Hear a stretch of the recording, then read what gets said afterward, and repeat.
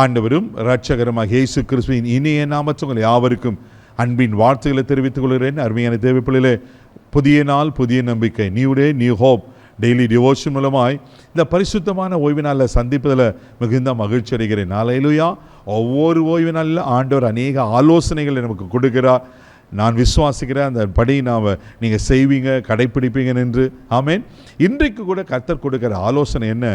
எபிரேயர் நிருபம் 13ஆம் அதிகாரம் 18வது வசனத்தை கூட நான் வாசிக்க கேட்போம். எங்களுக்காக வேண்டிக் கொள்ளுங்கள், நாங்கள் நல் மனசாட்சி உள்ளவர்களாய் எல்லாவற்றிலும் யோக்கியமாய் நடக்க விரும்புகிறோம் என்று நிச்சயத்திருக்கிறோம். ஹல்லேலூயா. பாருங்க, அப்போஸ்தலன் பவுல் ஒரு அழகான ஒரு ஸ்டேட்மெண்ட், ஒரு காரியத்தை சொல்றாரு. எங்களுக்காக வேண்டிக் கொள்ளுங்கள்.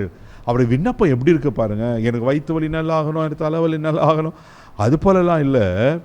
எதுக்காக வேண்டிக் கொள்ளுங்கள் சொல்றாருன்னா, நாங்கள் நல் மனசாட்சி உள்ளவர்களாய் எல்லாவற்றிலும் யோக்கியமாய் நடக்க விரும்புகிறோம். ஒவ்வொரு வார்த்தை எவ்வளவு முக்கியமான வார்த்தை பாருங்க.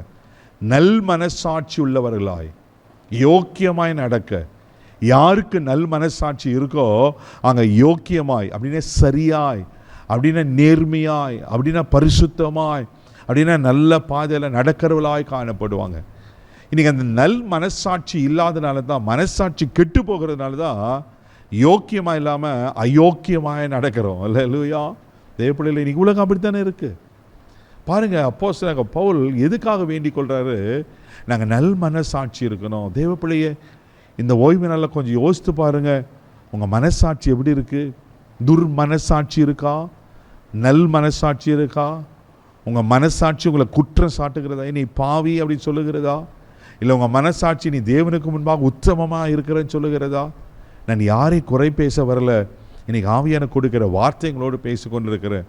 நீங்கள் நல் மனசாட்சியோடு இருப்போம்னா நாம் யோக்கியமாய் நடப்போம். அதனால தான் இங்கே சொல்லுகிறார் பவுல். ஹல்லேலூயா.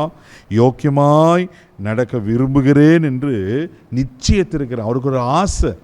என்ன ஆசைனா, நான் யோக்கியமாக நடக்கணும், அதுதான் நான் விரும்புகிறேன். எவ்வளோ அழகாக இருக்குது பாருங்கள். அப்போஸ்தலர் நடபடிகள் 23ஆம் அதிகாரம் 1வது வசனத்தை கூட நீங்கள் வாசிக்கும் போது இப்படியாக அப்போஸ்தலன் பவுல் சொல்லுகிறார். வாசிக்க கேட்போம்.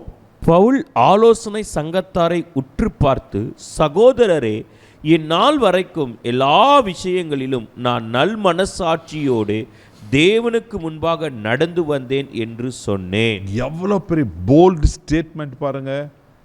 அங்கே ஆலோசனை சங்கத்துக்கு முன்னாடி சொல்றாரு, சகோதரரே, இந்நாள் வரைக்கும் ஆண்டவர் எப்போ சவுலை பவுலாய் மாற்றி ரட்சித்தாரோ அந்த நாள் முதற்கொண்டு இந்நாள் வரைக்கும் அவர் ஊழிய பாதையில் பாருங்கள், எல்லா விஷயங்களிலும் நான் நல் மனசாட்சியோடு தேவனுக்கு முன்பாக நடந்து வருகிறேன். தேவப்பிள்ளையில் எல்லா விஷயத்திலும் வெரி வெரி இம்பார்ட்டன்ட். எல்லா விஷயத்திலும் நல் மனசாட்சியோடு நடந்து வரேன். நம்ம நல் மனசாட்சியோடு இருப்போம். 50% இப்படி இருப்போம், 50% அப்படி இருப்போம். இல்லை 70% இப்படி இருப்போம், ஒரு 30% உலகத்தின் காரியம் ஒட்டி கொண்டு தான் இருக்கும். இங்கே சொல்கிறார் பவுல், எல்லா விஷயத்திலும் இன்றைக்கி ஆண்டவர் மத்தியில் அதுதான் எதிர்பார்க்குறார். இந்த ஓய்வு நாளில் ஆண்டவர் கொடுக்குற ஆலோசனை என்ன தெரியுமா? நல் மனசாட்சியோடு நடந்து கொள்ளுங்க, யோக்கியமானங்களை செய்ய பழகி கொள்ளுங்க.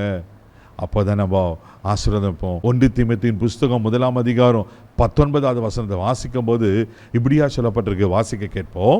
இந்த நல் மனசாட்சியை சிலர் தள்ளிவிட்டு விசுவாசமாகிய கப்பலை சேதப்படுத்தினார்கள். பாருங்களேன், நல் மனசாட்சியை தள்ளிவிட்டு துர்மனசாட்சியோட வாழுறாங்க.